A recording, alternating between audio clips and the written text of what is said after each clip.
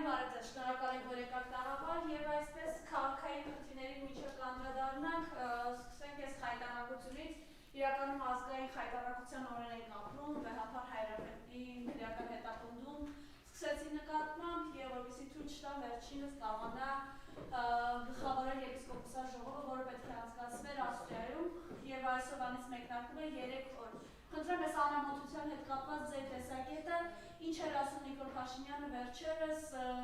օտարերկրյա պետությունը եկեղեցին այսօր մեր պետության ներսում, գանձագողության մեջ էր ուզում մեղադրել վեհապար, որ է, խնդրեմ։ Իսլամի, ծայրահեղ իսլամի հետ էր կապում։ Այո։ Բարև ձեզ, շնորհակալություն հրավերի համար։ Շատ ամոթալի շրջան ենք ապրում, այո, շատ խայտառակ շրջան ենք ապրում։ Մի ազգ, որ առաջինն է ընդունել քրիստոնեությունը, այսօր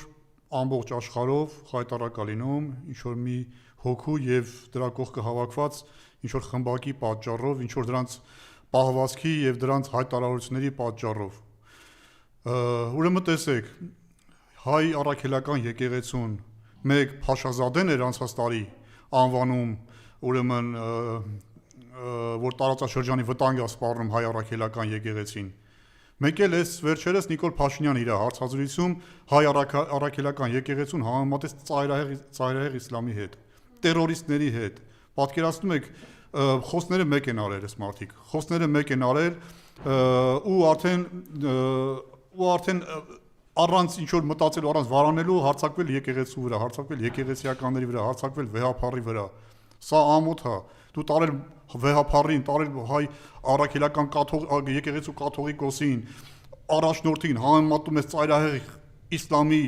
հետ, ծայրահեղ իսլամի այդ ուրեմն տերորիստների հետ։ Դա խայտառակություն է։ Այս մարդիկ հարձակվել են եկեղեցու վրա ու սրանց արած քայլերը մի բան հիշեցնեմ, Արշակ Սրբազանին մեղադրում էին ինչ որ տեսանյութ էին հրապարակել, մեղադրում էին ինչ որ կեղծ բանի մեջ, պարզվեց, որ այդ տեսանյութը կեղծ է։ Երեք պարզեց, որ այդ տեսանյութը փորձաքննություն է անցել ոչ Հայաստանում։ Մի քանի փորձաքննություն է անցել, պարզվեց այդ ցարկած վիդեո է եղել, ժողովուրդ ջան։ Այդ տենց են ձեզ խաբել։ Արշակ Սրբազանին մեղադրում են հիմա էլ ուրիշի ջեբը պլանք ցելու մեջ, պլանք գցողները,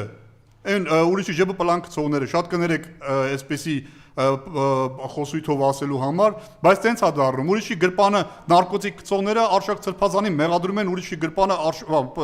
նարկոտիկ գցելու մեջ, պատկերացնում եք։ Նորից եմ կրկնում, խայտառակ շրջան ենք ապրում, բայց ես համոզված եմ, ես վստահ եմ հայ առաքելական եկեղեցին պատվով է դուրս գալու, հայ առաքելական եկեղեցին հաղթած է դուրս գալու, ու ես հաղթանակը լինելու ամբողջ հայ ազգի հաղթանակը, ամբողջ հայ ազգի հաղթանակը։ Այնպես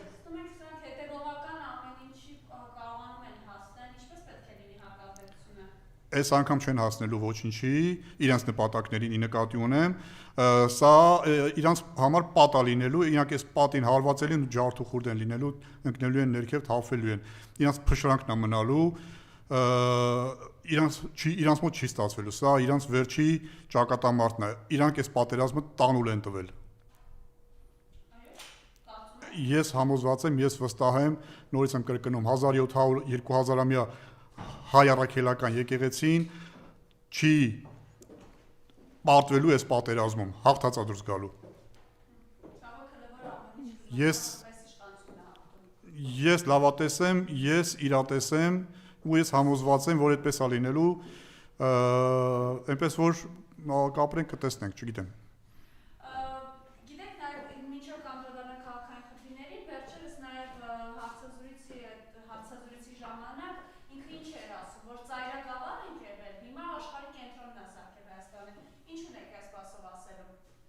Ծայրագավառ չենք եղել, հիմա ծայրագավառ ենք դարել, ցավոք, սրանց իշխանության օրոք։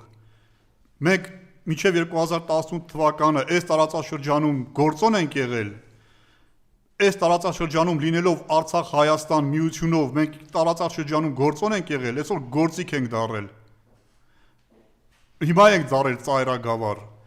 Այն ժամանակ մեր հետ հաշվի էին նստում, այսօր մեզ շատ կներեք, էլի չեմ ուզում այդ խոսքը ասեմ, բանի տեղ չեն դնում։ Այսօր մեզ դրել են սեղանի մենյուի մեջ,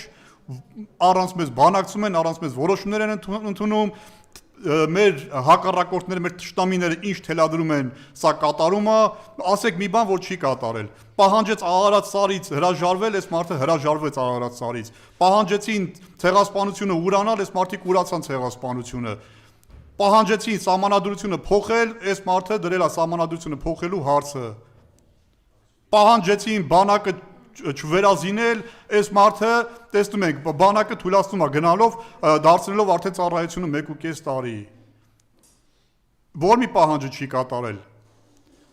Ինչ պահանջ արվել է, ինչ պահանջեց, որ Ալիևը պահանջեց, որ Նիկոլ Փաշինյանը ոնց որ ասել էր Արցախը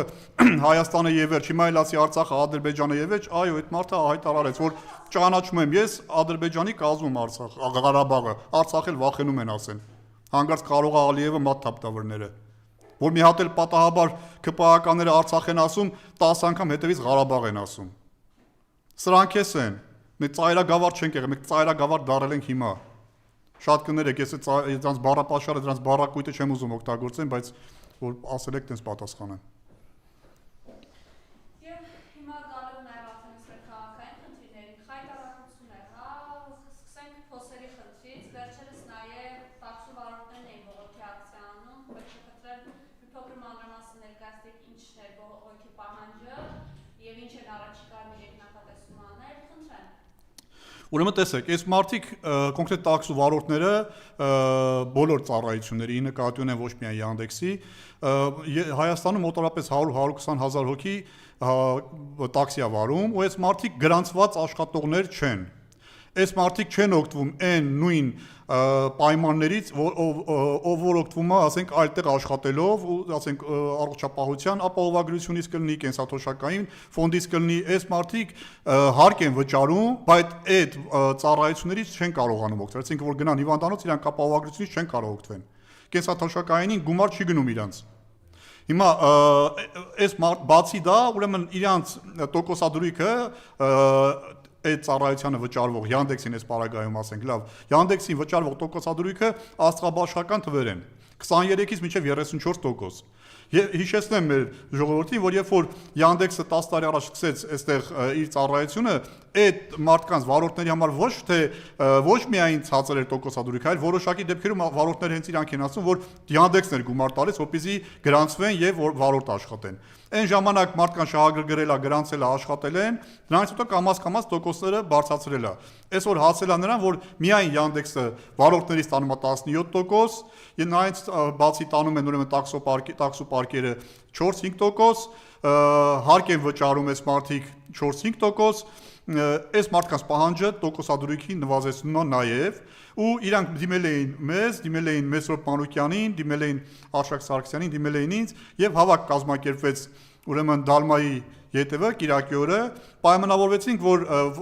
վաղը չեմիս օրը, չորեքշաբթի օրը ժամը 3-ից 5-ի հատվածում Բրազիլիայի հրապարակում, դա Հրազդան ստադիոնի մոտի այդ հրապարակն է, լինելու ենք այնտեղ, մենք բերելու ենք դիմումի ձև, որի տակ գալու են վարորդները ստորագրեն, որը տրվելու է կառավարությանը,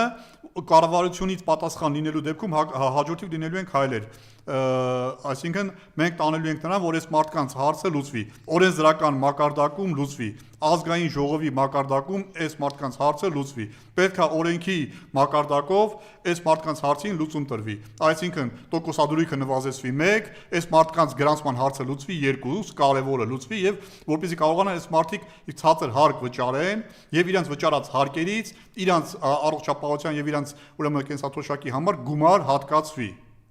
Այնպես որ կոչ եմ անում վարորդներին, տաքսու վարորդներին, դա կլինի Երևանում աշխատող տաքսու վարորդները, կլինեն մարզերում աշխատող տաքսու վարորդները, չորեքշաբթի օրը ամսի 18-ին 1 ժամ ժամանակ գտեք, կես ժամ ժամանակ գտեք, եկեք ուրեմն Երևան, եթե շրջաներից եք, եթե Երևանում եք, ուղղակի ղանցեք Հրազդան ստադիոնի մոտի հրապարակով, այնտեղ ենք լինելու, դրված ալինելու թուղթը, այդ դիմումը, գաք կարդաք, ծանոթանաք, ցանկանաք մասնակցել, ստորագրելու եք ուղղակի ձեր անունից, ձեր անվան դիմաց, որպեսզի այս փաստաթուղթը, այդ դիմումը ձեր ստորագրություններով հանձնվի կառավարություն։ Եվ հետագայում այնտեղ նաև կասենք, թե հետագայում ինչ ենք անելու հաջորդիվ։ Ճիշտ է, երեք ասել ենք հավաքի ժամանակ, բայց այդտեղ էլ կծանոթացնենք, կասենք։ Նաև այդ տեսանյութը կա մեր Facebook-յան էջերում, կարող եք նաև տեսնել, թե ինչ ենք պայմանավորվել վարորդների հետ, ահագին վարորդներ էին եկել եւ վաղը պայմանավորենք, վաղը չեմ իսօրը, չորեքշաբթի, որ շատ ավելի վարորդներ են գալու, որպեսզի շատ ավելի մեծ սորագրություններով այդ փաստաթուղթը հանձնվի կառավարություն։ Այս մարդկանց հարցը պետքա լուծվի։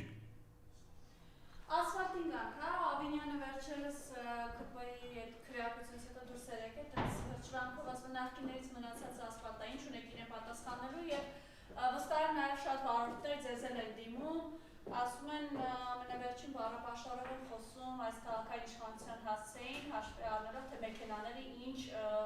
ջարդուփշուր են կարելի ասել լինում խոսերի հետևանքով։ Եթե վարորդների բառապաշարը փոխանցեմ այստեղ մեր հայրենակիցներին, գիտեք, շատ կներեք էլի, եկեք մի հատը փոխանցեմ, մի հատ ասեմ, ասում են այդ համբալին ասեք, բերի ես ասֆալտը անի։ Դա իմ խոսքերը չեն, դա վարորդների խոսքերն են։ Ես չի ուզի սա օգտագործեի։ Հիմա ասում է դա նախկինների ասֆալտն է։ Ուրեմն նախկինների ասֆալտը այնքան է մնացել, որ 8 տարի դուք իշխանության եք, 8 տարի հետո նոր քանդվել է։ Բա դուք էլ անենց ասֆալտ արեք, որ գոնե 8 ամիս իմանա։ Ուրեմն անցած տարվա երկրորդ կեսին ասֆալտ են արել, աշնանը ասֆալտ են արել, որը պետքա մի քանի տարի դիմանա, մի քանի ամիս է դիմացել։ 8 ամիս է չի դիմացել, հալելա ձյան հետ գնացել։ Պատճառը էլ ուրեմն ձյունն է, աննախադեպ եկած, էլ աննախադեպ ցանած աղն է, բայց իրանք չեն, իրանք մեղավոր չեն։ Ուրեմն աշխատանք են հանձնարարում շինարարին, հետևողական չեն լինում գնան այդ աշխատանքի հետևից, ստենան այդ աշխատանքը ոնց է կատարվել։ Հույսները դրել են ուրեմն տեղ հսկողի վրա, տեղ հսկողը ուրեմն շինարարի հետ միասին մրցույթ է շահում։ Տեղ հսկողի շահած մրցույթը կոպեկներ արժին, ուրեմն 40-50-60 հազար դրամով մրցույթ են շահում։ Այսինքն այս մարդիկ պետք է այդ 40-50-60 հազար դրամով ամիսներով գնան վերահսկեն այդ ասֆալտի շինարարությունը կամ այդ ասֆալտապատումը։ Պարզա որ չեն գնա, պարզա որ իրանք դրա տակ կոռուպցիա կա թաքնված, պարզա որ իրանք ստորագրություն են վաճառում դրանով, կամ վաճառելու։ Պետք է եւ վարչական շրջանների համապատասխան բաժինները եւ քաղաքապետարանի համապատասխան բաժինը, այս պարագայում շին բարեկարգման բաժինը գնան եւ ասֆալտապատման ընթացքում ստուգեն անընդհատ ստուգեն թե ոնց է ասֆալտը արվում, վերջում էլ իրանք ստուգեն թե ասֆալտը ոնց է արվել, նոր այդ շինարարությունը կամ այդ ասֆալտապատումը ընդունեն կամ չընդունեն։ Եվ վերջում էլ պատասխանատվության ենթարկեն թե շինարարին, թե այդտեղ զննողին, որ ասեն այդտեղ հսկող դու ոնց ես էսի վերցրել, ոնց ես էսի ընդունել, ոնց ես ստորագրել սրա տակ, արի այդ այնց է պատասխան տու։ Այսենց են իրանք վերահսկում իրանք հանձնարարականները։ Ուրեմն դուք ցույց տվեք, ես չպտտվեմ, ես ասեմ ոնց են։ Այն լուծումով փոխհարությունները, սա իհարկե ոչ երկարաժամկետ է, սակայն այս ընթացքում տեսնեք ինչ իրավիճակի փոս է վերացնելու համար սա ժամանակավորը մինչև հասնենք իրական փոխային լուծումներին եւ այսպես քաղաքի բոլոր վարչական շրջաններում ներկա բանին հենց այս բանին իրականացվում են փոխհարցման եւ ասֆալտի կտրման աշխատանքներ։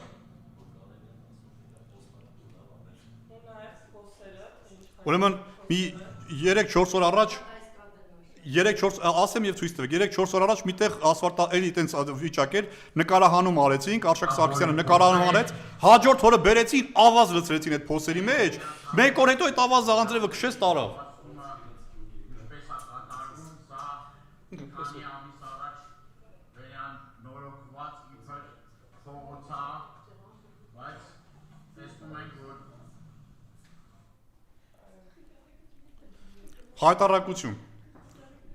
Հայտարարություն, այս մարդկանց արած աշխատանքի արդյունքն է, այս մարդիկ նորից եմ կրկնում, ոչ հանձնարարական տալ գիտեն, ոչ այդ հանձնարարականին հետևել գիտեն, ոչ հանձնարարականի հետևից գնալ գիտեն, ձեր տված գումարները հարգելի երևանցիներ, որ դուք հարկ եք վճարել, տուրք եք վճարել, որ պետքա ծառայի ձեզ, ձեր համար պետքա այդ գումարը ծառայի, ջրի պես բան հալ է գնացել է կարճ ասած, չգիտեմ, ջուրը անձրև եկե քշե տարել է։ Ուրեմն 2025 թվականին 33.5 միլիարդ դրամի գույքը հարկա վճարվել երևանցիների կողմից։ Ուրեմն 19.5 միլիարդ դրամ վճարվել է անշարժ գույքի համար գույքահարկ, ուրեմն 14 միլիարդ էլ վճարվել է փոխադրամիջոցների համար գույքահարկ։ Այս գույքահարկը վճարել են մեր հայրենակիցները, որպեսզի իրենց մեքենաները տանեն ջարդեն, պատկերացնում եք այդ փոսերում։ Չի կարող այդպես բան լինի։ Վարորդը, որ գույքահարկ է վճարում իր մեքենայի համար, վճարում է, որպեսզի իր մեքենան չջարդի Երևանի փողոցներում։ Իսկ ջարդելու դեպքում, որ գնա փոխհատուցում պահանջի, վճարվի։ Ես դեպք գիտեմ, որ քաղաքացին գնացել է դիմի, ասում է գնա փորձաքննություն արա, գնա նկարներ բեր, գնա հիմնավորի ապացուցի, որ սա այդ փոսերից է եղել։ Պատկերացնում եք, այս մարդիկ 33.5 միլիարդ դրամ դեզանից գույքահարկ են հավաքել, դրանից 3 միլիարդը հատկացրել են ասֆալտապատմանը, ասֆալտապատումը ասում են 200,000 քառակուսի իբր ասֆալտապատում էր արել։ 200,000 քառակուսի ասֆալտապատումը ձյունը եկեք քշե տարել է։ Պատկերացնում եք սրանց արած ասֆալտը։ Հələ նախկիներին է բան են ասում։ Իրանց մեկնաբանելով ձյունը աննախադեպ ձյուն եկավ, այս վերջի 30 տարուց sense ձյուն չէր եկել, էլի։ Sense մենակ իրան ժամանակ ասենց աննախադեպ ձյուն գալի։ Ու sense քշե տարել է։ Ու նախկիների ժամանակ էլ բան եք ասում։ Նախկիների ասֆալտից է բան է։ Ուրեմն 2000-ական թվականներին, 2003-2007 թվականներին, երբ որ Լինսի հիմնադրամից Երևան քաղաքում ասֆալտապատում արվեց, հիշեցնեմ երևանցիներին, 14 միլիոն դրամի կամ 7 միլիարդ դրամի ասֆալտապատում արվել։ Ուրեմն 700,000 քառակուսի մետրի վրա ասֆալտապատում արվել, բայց արվել է հիմնովին։ Ես մի փողոցի հիշեցնեմ մենակ, կհիշեք երևանցիներ։ Կոմիտասի պողոտան քանդվել է, ու 0-ից սարքվել է, այսինքն այնտեղ կոյուղիները, ջրատարները, կաբելներով այդ կարգի է փողոցները սարքվել։ Եղել է երկրորդ նախագահի օրոք։ Ուրեմն այդ ասֆալտները տարիներով մնում էին։ Այս ասֆալտը որ պետքա տարիներով ծառայեր, չեմ ասում 5 տարի, գոնե 2-3 տարի ծառայեր։ Մի քանի ամիս է ծառայեր։ Սեպտեմբեր-հոկտեմբերի ասֆալտը, արած ասֆալտը, հունվարին արդեն փոսերը լիքներ քաղաքը։ Նոր-նորքի զանգվածում, Գայի պողոտան, արած ասֆալտը, անցած տարի չգիտեցի նորից, ուրեմն տաշեցին, բերեցին նոր ասֆալտ արեցին, այդ նոր ասֆալտը քանդվել է։ Քանդվել է։